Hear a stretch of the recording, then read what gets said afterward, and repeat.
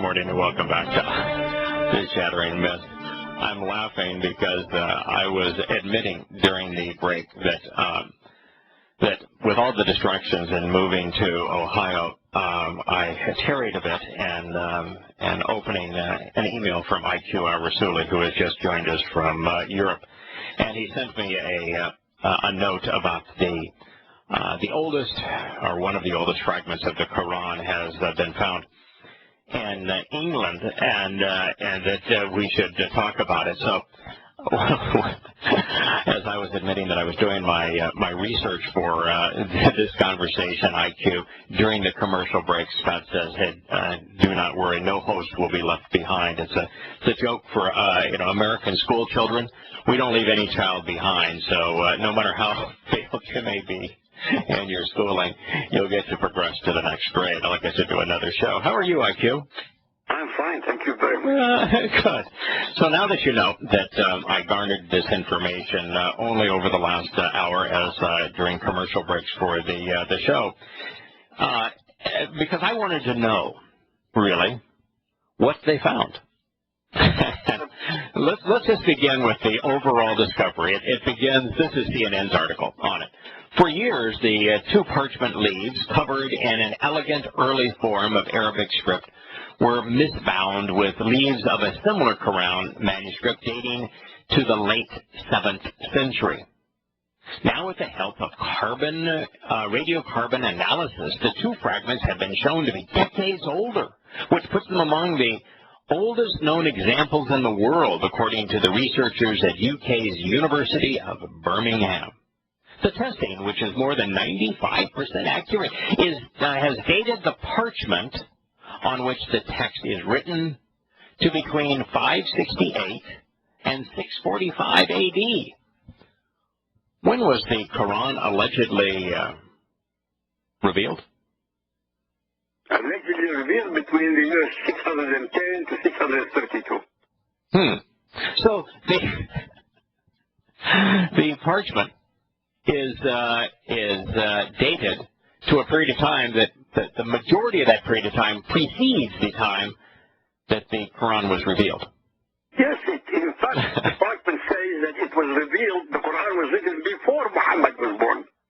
Yeah. He was born in 590 or something. Yeah. Now, though, beyond that, written Arabic, there is no surviving example, really, of written Arabic, which is actually Hebrew. Same exact, 22 letters in Hebrew, 22 letters in Arabic. They're in the same alphabetical order, and there's the same number of consonants, same number of vowels. Each of the vowels are identical, and they're presented in the same order in the language. It is Hebrew. The Arabic rendition of Hebrew, the oldest that we have, dates after the dating of this particular parchment. The question nobody is answering. Yeah. How did two parchments from another Quran go into the second one, which is supposed to be much later? Yeah. How did that happen? Yeah, but beyond all of this, what did they date? The writing on the parchment or the parchment, which is an animal skin? What did they date? Yes, the dating of the parchment doesn't mean, it only means the date that the animal was killed. Yes, that is correct. It's the time. That is correct. The animal was killed. You know, when they date manuscripts of the Torah, prophets, and Psalms, we have the Qumran scrolls, and we're dating the manuscripts from which they're written. And there are 69 manuscripts, by the way, of what's called the Christian New Testament that were found in the sands of Egypt over the last 15 or 20 years. Do you know what tool they use and what tool they do not use when dating these manuscripts? Personally, no. Okay, all right. I've studied this a lot because the Torah is of great interest to me. The tool they use is the same tool that Gerd Puin used, the German that studied the Sadana scrolls in Yemen, which are really the oldest known parts of the Quran to have been found. and that's the penmanship. And they find penmanship, they trace penmanship to its periods because the way that the letters were written by scribes can easily be dated. So they use the actual penmanship of the scribe to date the scroll. And they will look at all the things that are available that are dateable, that have dates in them that were written approximately at that time, and they will ascribe a date to it based upon the penmanship. No one in their right mind ever dates a text to the parchment or papyrus that it was written on. Of course not, because it could have been written 100 years later. Right. 1,000 years later. Of course, and beyond all of that, the parchments were expensive. It's an expensive process, as it was papyrus.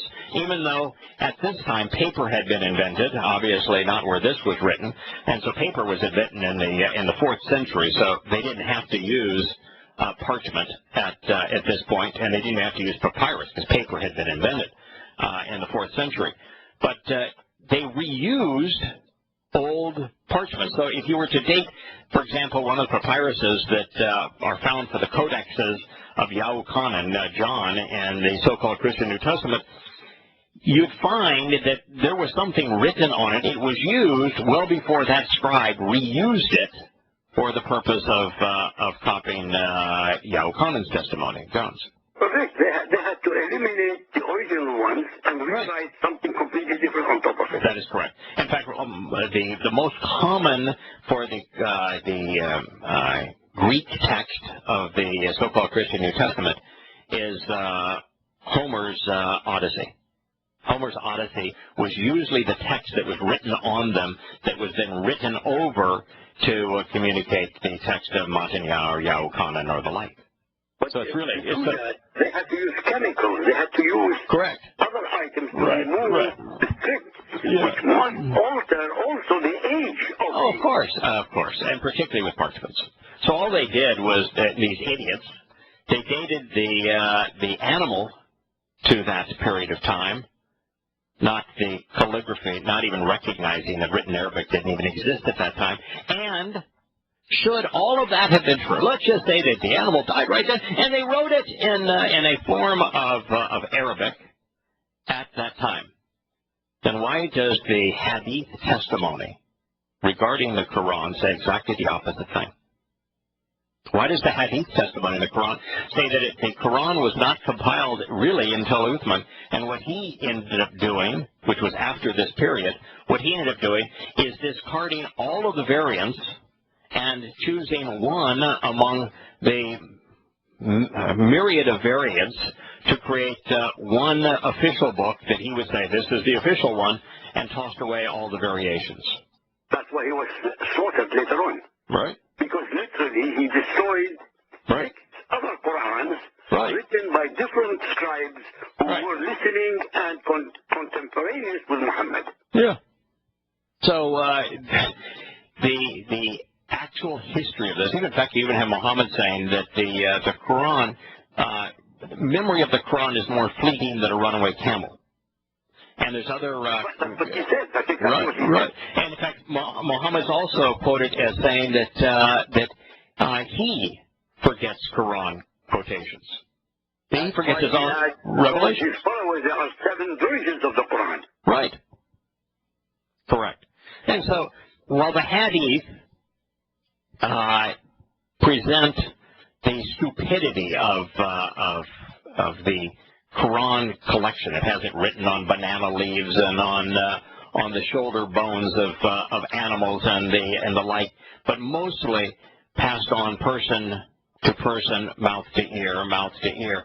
In fact, he even has Muhammad listening to 4 or 5 different recitals of the same surah and him determining which one he liked better.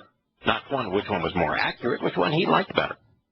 Correct. But most important of all, hundreds, and I repeat the word hundreds, of memorizers were massacred and slaughtered into the civil war that ensued after Muhammad was dead by the next Khalifa, Abu Bakr, who decided that the Arabs who converted to Islam through terror of Muhammad, they refused to follow Abu Bakr.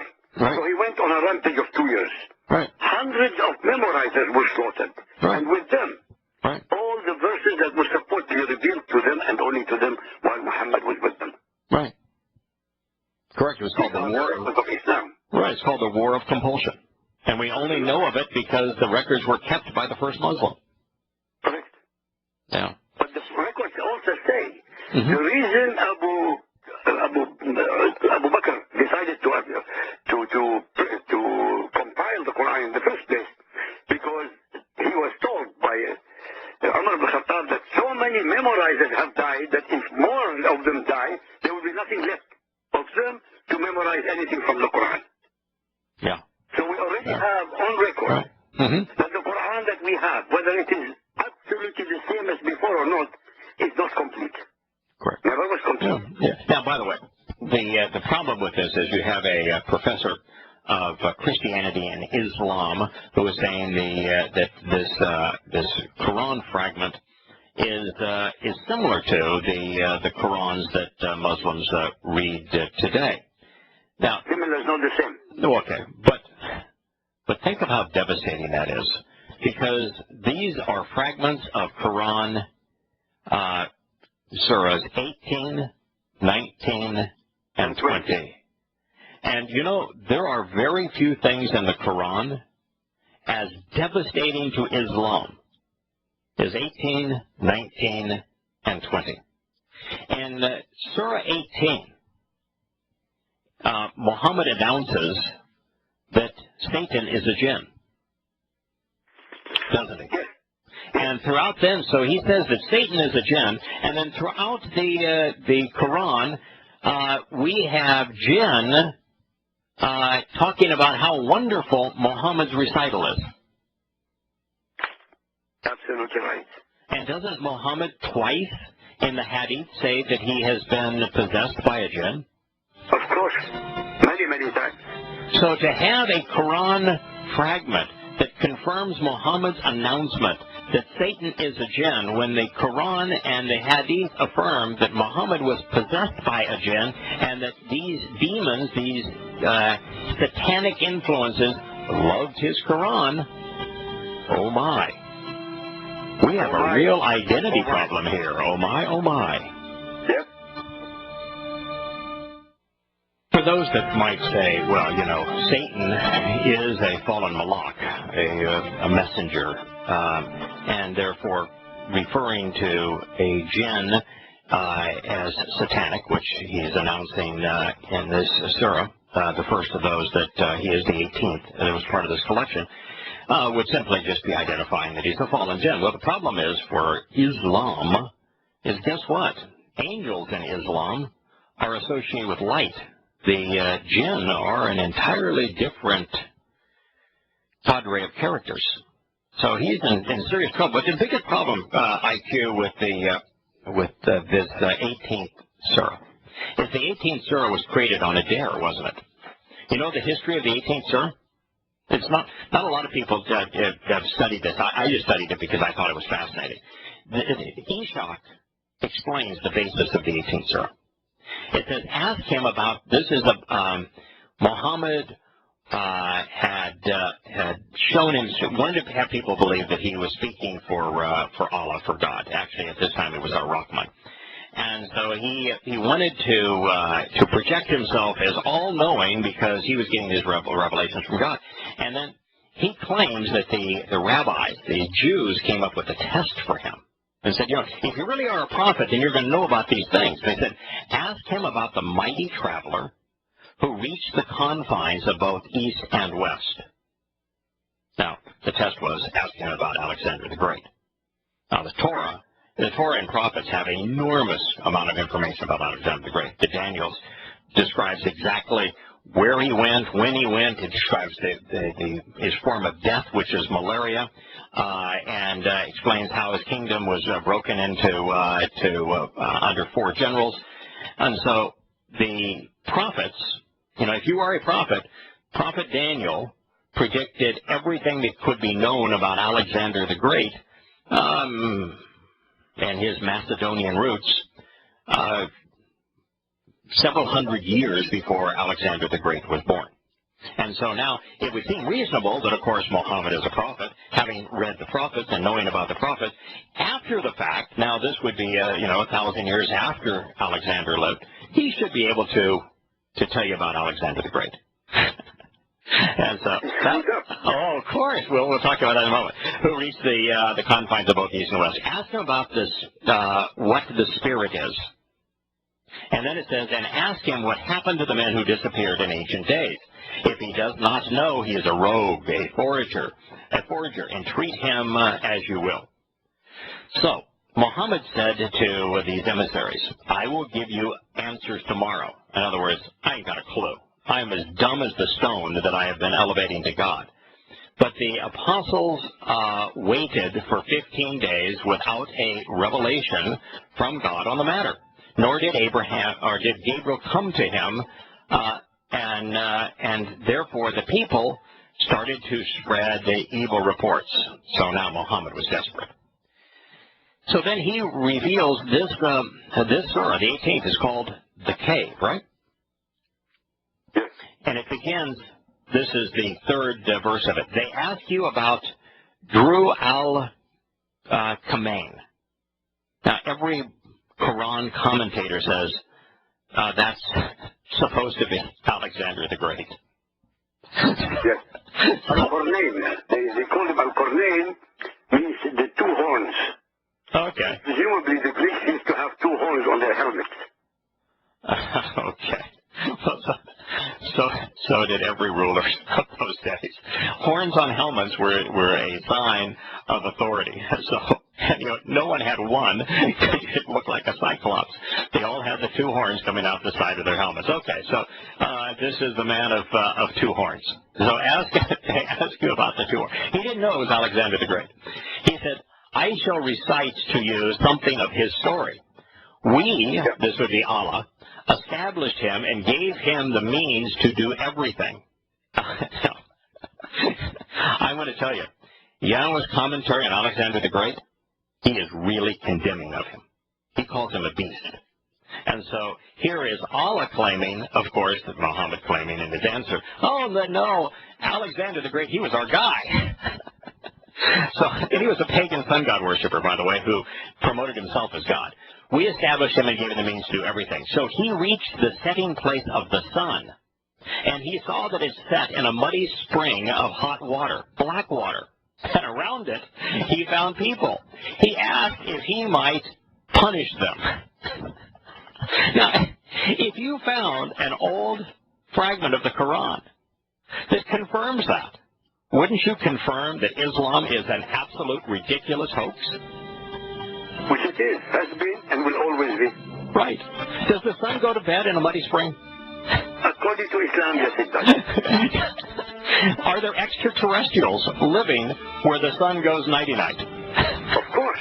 And did Alexander the Great get in his fancy spaceship and travel there? We'll return in a moment. Like you, I swear, scholars have to be the dumbest people alive. Incapable of understanding anything. Incapable of conveying a rational thought. Here's this scholar saying, wow, this indicates that this old Quran was similar to current Qurans. Rather than commenting, well, we got a real problem here because this Quran fragment corroborates what we read in the 18th surah, and the 18th surah is so stupid, it's mind-numbing. Why can't they say that? Well, they can't, because on the 19th surah, it's called Maryam, which is to do with Jesus and his mother, and the 20th surah, Taha, which deals with Moses. When somebody reads the Bible, right, and then reads these two surahs, right, must come to the simplest conclusion in the universe, right, that there is completely stupidity in the Quran. Yeah. Because nothing in Surah 19 and nothing Surah 20 has any relationship to the stories of Jesus as we know them in the Gospels, or to the story of Moses as we know about both the veracity of the results and the objectiveness of these so-called professors, based entirely on knowledge of Arab manuscripts and their alleged age. First and foremost, almost all of these scholars are either Orthodox Muslims or their supporters in academia, who are slanting the research to make conclusions that support Islam rather than investigating the facts. The parchment under investigation is what is called a palimpsest, which is a reused piece of parchment, and dating it must be based accurately on finding the date of the death of the sheep or the goat, not the date of the writing, as we discussed it. By the way, did they even put it under ultraviolet light to find out what the underlying text was? I don't think so. Who knows? But it's irrelevant because the only thing that matters is the calligraphy, and they determine the date that the calligraphy was written. But that will date it, and it probably would then date to the late 7th century, early 8th century. What's important here is that the calligraphy, let's just say that it's from the 8th century or the 9th century. It confirms the three most ridiculous, just most utterly ridiculous surahs in the Quran.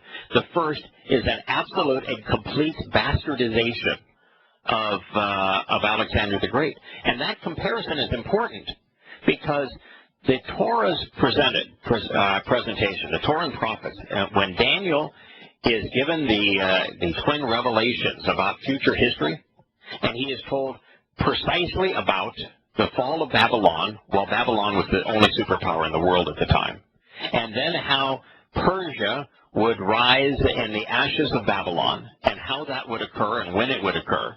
Then he describes this Macedonian coming into to Persia to defeat the Persian king, and it describes specifically the means of his death, bursting of cells, which is how malaria kills, which is how he died. And then it talks about a kingdom being divided into 4 kingdoms, and then how that was ultimately defeated by Rome. And I mean, this is now hundreds of years before Rome even existed. And so you have these profound prophecies, of which we have manuscripts now dating back to the 3rd century BCE, affirming Daniel's testimony, is some of the most profound prophecy the world has ever known.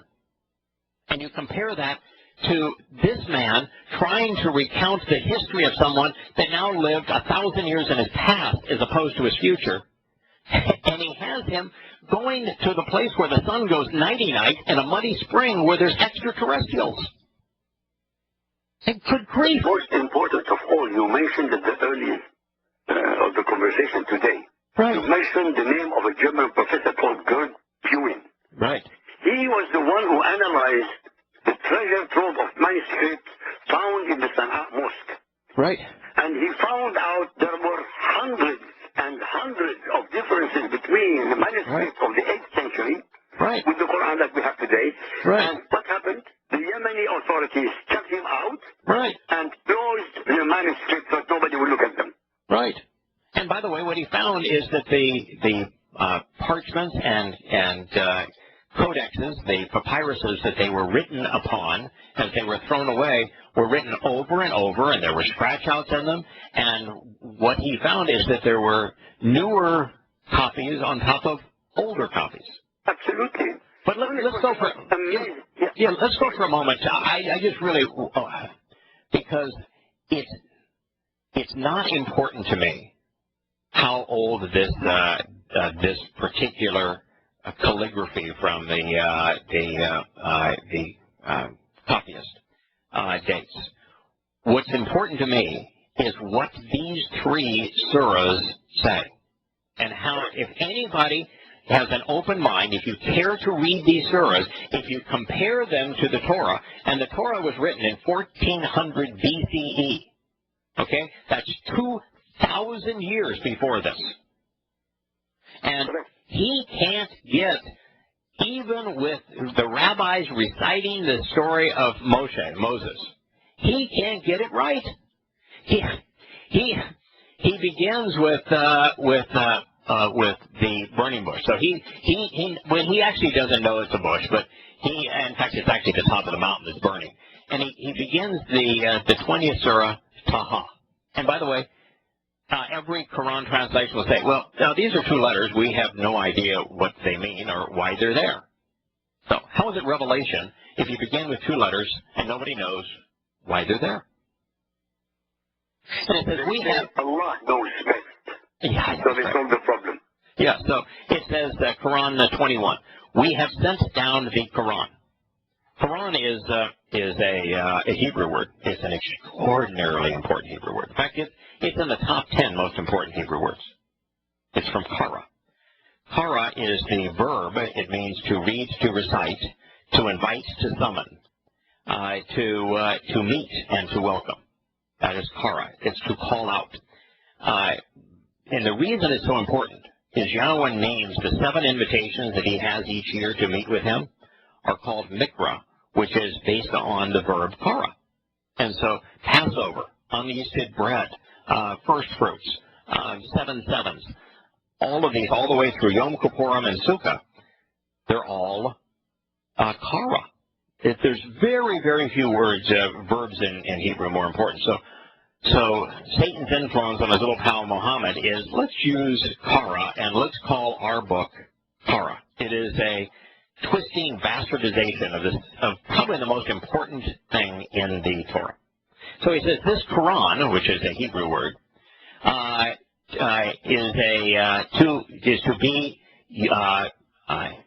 this was sent down to be, and then there was an omission, for your distress. Nay, it's an admonition to those who fear. You know how many times in the Torah, prophets, and Psalms, Yahowah says, you ought to fear me? 0. No, never. Never. He uses the Hebrew word yareh, which means to revere and respect. He says, yeah, I'd like you to revere and respect me.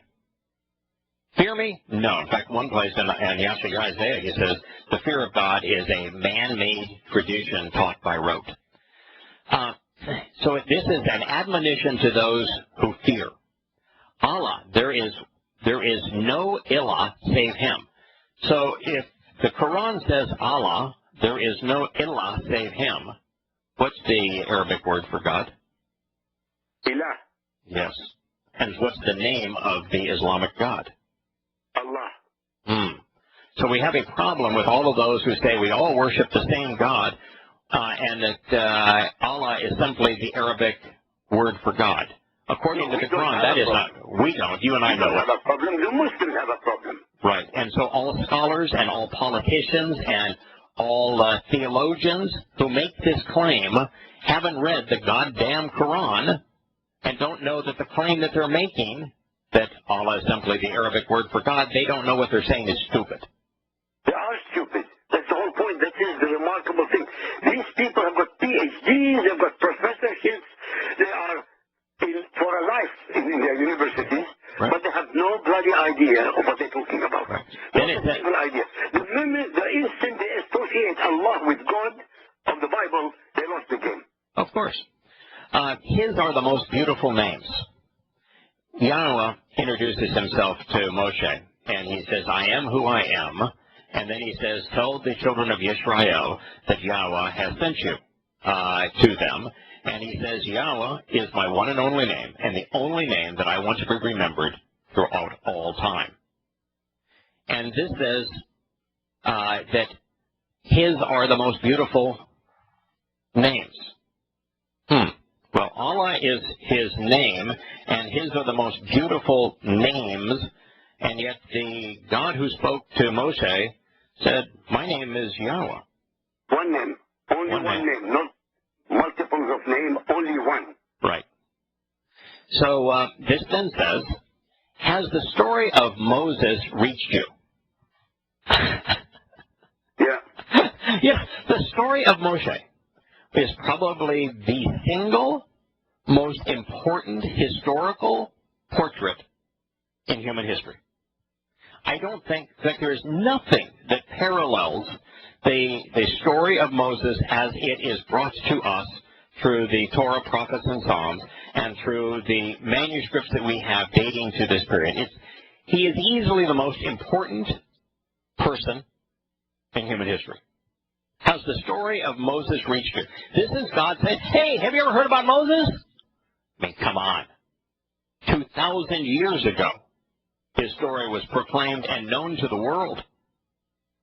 How's the story of But you were talking to the Arabs of the time. of And course. the Arabs of the time who were pagan never had any indication or knowledge of Moses or Jesus. Right. So how could you be? How could you be? That were the Judaized and the Christian Arabs. Right. So how could you be asking a question like this in a book that claims that it confirms the Torah, when the entire Torah, the story of the Torah, is the story of Yahowah and Moshe and freeing the children of Israel from the crucible of Egypt? Because Muhammad was not an intelligent man. He was a genius among the people who were ignorant. You know, Right. there is a saying: a one-eyed man is king among the king in the kingdom among the tribe of the blind people. Blind. That's right. He's the only one with one eye. Right. Now, Muhammad was dumb as a stone. Make no mistake. This was a really stupid, illiterate, and ignorant man. But he was speaking to those that time and history and civilization had bypassed. No one went into Central Arabia because there was nothing to gain by going there. So the next line in the 20th surah, and we're talking about the 20th surah because it's one of the three that was confirmed in this old manuscript. It says, "Verily I am Allah." Oops. Oops. Has the story of Moses reached you? Verily I am Allah? Isn't that the absolute antithesis of what the Torah says? Yes, but we're not discussing the Torah here. Yeah. No illah. Yeah. In fact, then it says no illah. So, Arabic word for God, illah. It's from El, by the way, and Eloah. Eloah is the full Hebrew word for mighty one, almighty, or God. Eloah. And it's contracted to El. And so Ilah is a bastardization of Eloah. Maybe worshipped, but I. You know, we spent the first hour, IQ, talking about the stupidity of a God the moronic perversion of a God who wants to be worshipped. And here is Allah saying, not only do you have to worship me, but no God other than me can be worshipped. Can you imagine a God so insecure that he creates something to worship him? Yes, but compulsion.